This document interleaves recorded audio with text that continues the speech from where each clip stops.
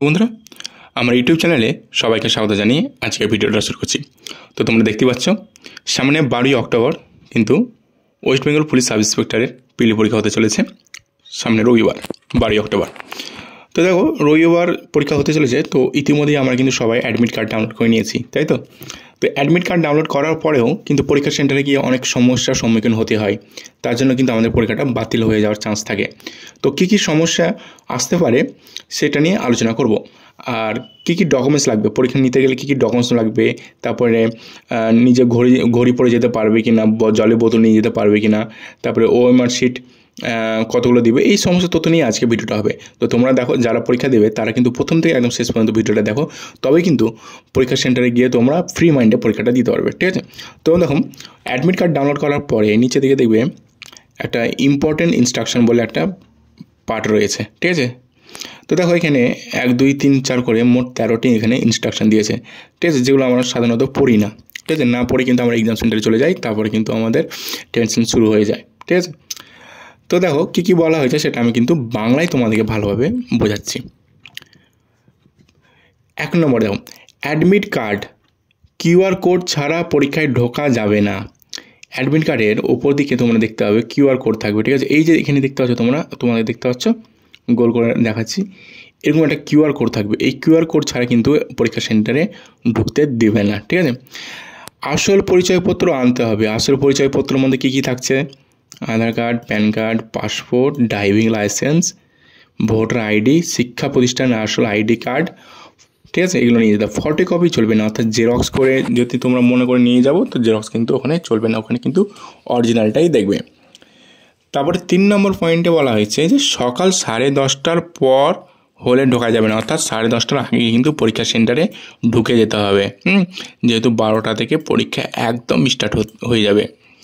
আর সাথে কি আছে, রোল নাম্বার বা তথ্য ভুল দিলে হলে ঢোকা যাবে না। তোমাদের যেটা অ্যাডমিট কার্ডে রোল থাকবে সেই রোল নাম্বার অনুযায়ী কিন্তু তোমাদের রুমে ঢুকতে হবে। তোমার পরীক্ষা সেন্টারে দেখবে সামনে বা গেটের সামনে একটা বোর্ড টাঙিয়ে দেওয়া হয় যে এত রোল পর্যন্ত এত রোল, এত নম্বর রুমে, ঠিক আছে? তো সেই সমস্ত সঠিক তথ্য দিয়ে কিন্তু তোমরা রুমে যাবে, ঠিক আছে? তারপর 5 নম্বরে কী বলা হচ্ছে, 5 নম্বর হচ্ছে পরীক্ষার সময় শেষ না হওয়া পর্যন্ত ওএমআর শিট জমা দেওয়া পর্যন্ত বের হওয়া যাবে না। অর্থাৎ অনেকেই দেখেছি পরীক্ষা শেষ হয়ে ওএমআর শিটটি জমা দিয়ে চলে যেতে চাই, ঠিক আছে? কিন্তু পরীক্ষা সেন্টার থেকে বের হতে দেওয়া হবে না। অর্থাৎ যতক্ষণ না তোমার 90 মিনিট টাইমটি শেষ হচ্ছে, ঠিক আছে? 90 মিনিট টাইম শেষ হয়ে যাবে, তারপরে ওএমআর শিটগুলো নিয়ে নেবে যারা মানে যে স্যারগুলো থাকে পরীক্ষা সেন্টারে, তারা গণে নেবে যে কতগুলো ছাত্র পরীক্ষা দিল আর কতগুলো ওএমআর পেয়েছে। তাদের যদি হিসাব মিলে যায় তাহলে তোমাদের কিন্তু ছেড়ে দেবে, ঠিক আছে? পরীক্ষা দিলাম 90 মিনিটের পরীক্ষা, আমি 1 ঘন্টা পরীক্ষায় একদম দিয়ে বেরিয়ে যাব, সেরকম কিন্তু হবে না এখানে, ঠিক আছে? তো পরীক্ষাটা কিন্তু তোমাদেরকে পুরোটাই দিতে হবে। তারপরে 6 নম্বর পয়েন্ট আছে, দেখো কী বলা আছে, খুবই important. Mobile phone, smart watch, electronics, কোনো রকম হেডফোন বা ইলেকট্রনিক্স যে গ্যাজেটগুলো থাকে সে সমস্ত নিয়ে যাওয়া যাবে না। সাথে বই, কলম, নোটবুক, ব্যাগ, ছাতা আনা যাবে না। দেখো এখানে কলম নিয়ে যেতে কিন্তু বারণ করেছে, ঠিক আছে? আর সাথে কি বলেছে যে উঁচু হিল জুতো পরা নিষেধ মেয়েদের ক্ষেত্রে। অনেক মেয়েরা কিন্তু সেটার দিকে খেয়াল করে না।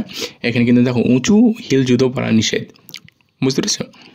7 নম্বর পয়েন্টে কী বলেছে, অশুদ্ধ পায়ে ধরা পড়লে পরীক্ষা বাতিল হবে। অর্থাৎ কেউ যদি এখানে 2 নম্বরই করার বা চিটিং করার মানে পরিকল্পনা করে থাকে, তাহলে পরীক্ষা যদি ধরা পড়ে যায় তার পরীক্ষাটা কিন্তু বাতিল হয়ে যাবে, ঠিক আছে? 8 নম্বর কী বলা হচ্ছে, দেখো ওএমআর শিটে দেওয়া নির্দেশ ঠিক মতো মানতে হবে, না হলে শিট বাতিল হবে। যে ওএমআর শিটে দেবে ওএমআর শিট কীভাবে পূরণ করবে, তারপরে কোশ্চেন বুকলেট নাম্বার কোথায় দেবে, এই সমস্ত কিন্তু তোমাদেরকে সঠিকভাবে কিন্তু ফিল আপ করতে হবে। একবার ফিল আপ করে নিলে তারপর যদি সেই ওএমআর শিটটি ভুল হয়ে যায়, দ্বিতীয়বার কিন্তু ওএমআর শিটটি দিবে না, ঠিক আছে? তোমার একটাই ওএমআর শিট পাবে, সে ভুল হোক আর ঠিক লিখো, ঠিক আছে? তার খুব ওএমআর শিটটা খুব একদম যত্ন সহকারে কিন্তু ফিল আপ করতে হবে। অবশ্যই নার্ভাস হয়ে গেলে হবে না, যে এতটাই ভয় পেয়ে গেলাম যে উল্টাপাল্টা আমি লিখে দিচ্ছি, এরকম কিন্তু পরীক্ষা হলে কিন্তু হয়। বেশি ভয়ের কারণে কিন্তু ওএমআর শিটটি নষ্ট হয়ে যেতে পারে। 9 নম্বর পয়েন্টে কী বলা হচ্ছে, শুধু কালো বল পয়েন্ট কলম ব্যবহার করতে হবে। দেখো এখানে বলছে WPRB অর্থাৎ বোর্ড থেকে কিন্তু একটা পেন দেওয়া হবে, কালো বল পয়েন্ট পেন দেওয়া হবে। এটা কিন্তু পরীক্ষা সেন্টার থেকেই দেওয়া হবে। তবুও তোমরা একটা করে ব্যাগে কিন্তু পেন নিয়ে যাবে। যদি না দেয়, অনেক সেন্টার না দিতেও পারে, গ্যারেন্টি নেই, তো ঠিক নেই। হ্যাঁ, তোমরা বাই চান্স একটা হাতে নিয়ে যাবে, দিলে তো ভালোই, অবশ্যই দিয়ে থাকবে, আশা করছি যখন লিখেছে তখন দেবেই। হ্যাঁ, তবুও তোমরা কিন্তু একটা পেন নিয়ে যাবে, ব্যাগে রেখে দেবে, ঠিক আছে? একটা পেন নিয়ে যাবে, ব্ল্যাক বল পয়েন্ট। 10 নম্বর কী বলা হচ্ছে, ওএমআর শিট ছিঁড়লে বা ক্ষতি করলে চলবে না। ওই তো বললাম আগেই যে একটাই ওএমআর শিট দেবে তোমার। হ্যাঁ, সেই ওএমআর শিটটা ভালোভাবে ফিল আপ করতে হবে, যত্ন সহকারে একদম গোল গোল পাকাতে হবে, দিয়ে জমা দিতে হবে।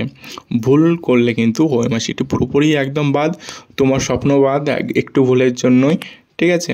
রোল নাম্বার, তারপর বুকলেট নাম্বার, এসব কিন্তু খুব সাবধানে মানে লিখতে হবে, আগে পূরণ করতে হবে। তারপরে 11 নম্বর কী বলা হয়েছে যে ভেন্যু সিটিং পরীক্ষার তারিখ পরিবর্তনের কোনো সুযোগ নেই। দেখো অনেকে কিন্তু বলছিল যে নর্থ বেঙ্গলে বন্যা লেগেছে। হ্যাঁ, অবশ্যই প্রচুর বন্যা, ওখানে অনেক ক্ষয়ক্ষতি, অনেক মানুষ মারা গেছে, এটা একটা চিন্তার বিষয়। হ্যাঁ, তবুও ওখানে নোটিফিকেশানে বা অ্যাডমিট কার্ডে লেখা ছিল যে পরীক্ষার ডেট কিন্তু পরিবর্তনের কোনো সুযোগ নেই, ঠিক আছে? আর যে ভেন্যুতে পড়েছো সেখানে কিন্তু পরীক্ষা দিতে হবে, অন্য কোথাও দেওয়া যাবে না। 12 নম্বর পয়েন্টে কী বলা হয়েছে, ফলাফল আদালতের রায়ের উপর নির্ভরশীল হতে পারে। একদম দেখবে তোমার অ্যাডমিট কার্ডের নিচের দিকে যে ফলাফল বা রেজাল্টটা হবে আদালতের রায়ের উপর নির্ভরশীল হতে পারে। মানে বাই চান্স যদি কেউ মানে কেস টেস হয়ে যায়, সেটা কিন্তু আদালতের রায়ের উপর ডিপেন্ডেন্ট হতে পারে, ঠিক আছে? এটা একটা বলে দিল। তারপর 13 নম্বর পয়েন্টে কী বলা হচ্ছে যে নিয়মিতভাবে পিআরবি যে অফিসিয়াল ওয়েবসাইট আছে ওয়েস্ট বেঙ্গল পুলিশের, সে অফিসিয়াল ওয়েবসাইটে কিন্তু ফলো করতে বলছে, ঠিক আছে? চোখ রাখতে বলছে যে কোনো আপডেটের জন্য। দেখো, তো এই যে পয়েন্টগুলো আছে খুব ইম্পর্টেন্ট, 13টি টপিক, এই 13টি টপিক হচ্ছে খুব ইম্পর্টেন্ট টপিক। পরীক্ষা দিতে যাওয়ার আগে কিন্তু সেগুলো ভালোভাবে দেখে নিতে হবে।